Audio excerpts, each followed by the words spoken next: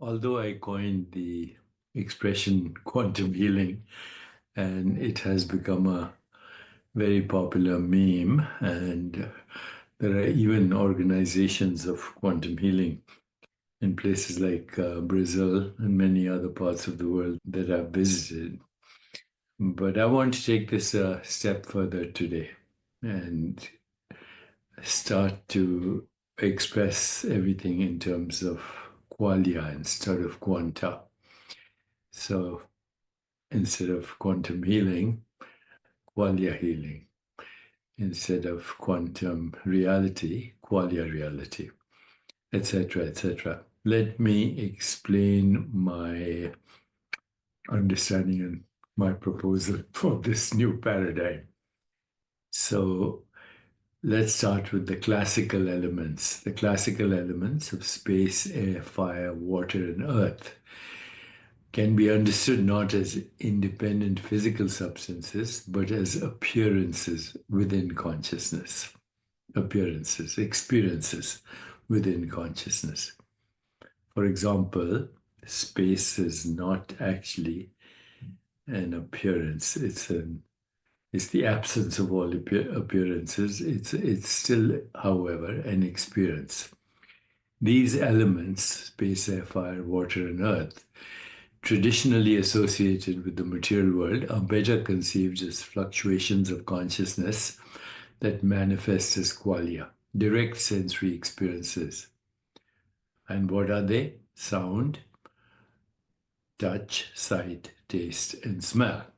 In this view, the physical world, including our bodies, is not an objective reality existing outside of consciousness, but rather an appearance, and furthermore, an evolving appearance entirely within it.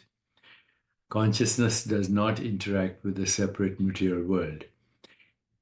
It conceives and constructs the appearance of what we call matter within itself.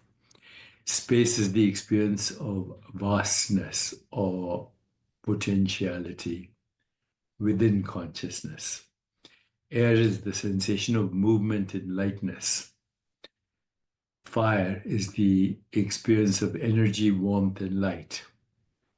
Water is fluidity and cohesion, and earth represents solidity and structure. These are not external realities, but modes of knowing that arise and subside within consciousness. The sensory activities of hearing, touching, seeing, tasting, and smelling are fluctuations, vrittis, vibrations, and they are fluctuations of attention and intention within this field. They do not connect us to an external world, but instead create the appearance of one. The so-called physical body is part of this appearance, a construct within consciousness that seems to act as the perceiver, but is ultimately inseparable from the perceived. There is no inside or outside, as I've said many times before, no subject distinct from the object. All experiences arise in the same indivisible field of awareness.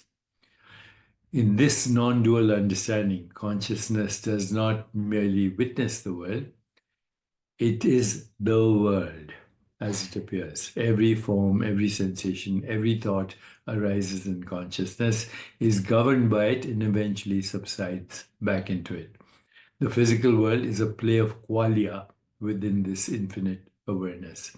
Even time and space are constructs within consciousness, dimensions through which experiences unfold, but which have no existence independent of it. So ultimately, everything we perceive, our bodies, minds, and the universe itself, is a transient modification of pure consciousness. Yet consciousness itself remains the unchanging and boundless background of all experience. It is not confined by appearances, nor divided into parts. All that exists is its seamless unity. In this way, what we call the world is nothing other than consciousness appearing to itself in myriad forms. So, of course, my latest book is this, how digital Dharma, how AI can elevate spiritual intelligence and personal well-being. And I invite you to converse with my digital twin by going to deepakchopra.ai. And please give me your feedback on my new creation theory.